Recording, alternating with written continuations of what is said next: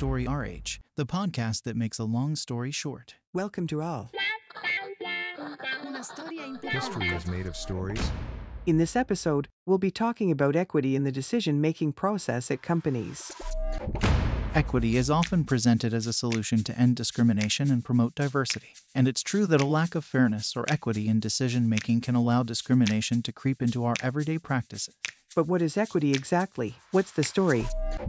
Equity is a concept closely related to justice. If we take the Merriam-Webster definition, equity is justice according to natural right or law, specifically freedom from bias or favoritism. The Oxford English Dictionary explains that it is the quality of being fair and impartial. In concrete terms, this means behaving fairly is about taking the whole situation into consideration when making decisions and weighing them against rules that seem fair to us. Since every situation is inherently different, behaving equitably means adapting the decision made to suit their differences. However, the founding rules must not change from one situation to the next. It's important to establish criteria upon which we can base our decisions, criteria which must remain constant. What changes is our interpretation of the application of these rules in our decisions, based on the differences presented by the situations. For example, if I decide to give a bonus to all employees who produce 100, without looking more closely at the details of each individual situation, I'll likely create an inequitable situation.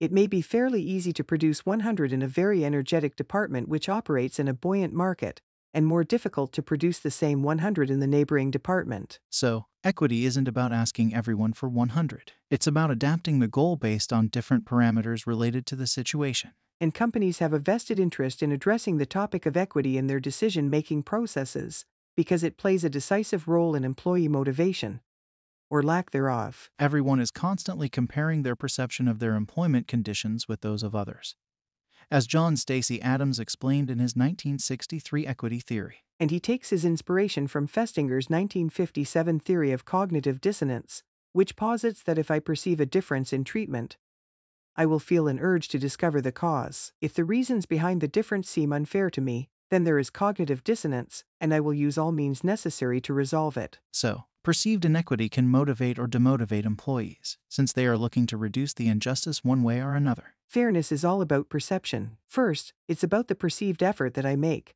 and the value of the compensation I receive in return. Next, it's about my perception of other people's work and the results obtained. But it's also about my interpretation of the rules and the way they're applied. Equity depends on the information I have on the situation. Right. You have to be willing to accept the information, to analyze it, and to take it into consideration. True, but first and foremost, you have to have access to it. To ensure everyone feels they have been treated fairly, decisions, like the rules and principles that guide them, must be conveyed clearly and transparently. When you get down to it, that's what equity is really about. Establishing decision-making principles which have been thoroughly thought out in all their complexity. Communicating these principles beforehand so that everyone can comply. Adapting and applying these principles daily to all decisions made. Communicating the decisions made and why. And last but not least, not changing the rules along the way. HR departments have an important role to play here in defining the criteria upon which decisions will be based, but also in raising awareness about these founding principles among all stakeholders,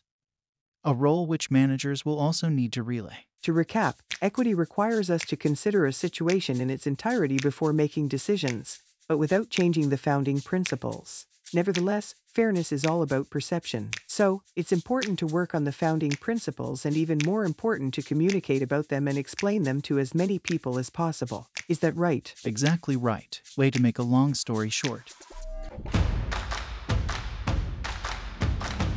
Story RH, the podcast that makes a long story short.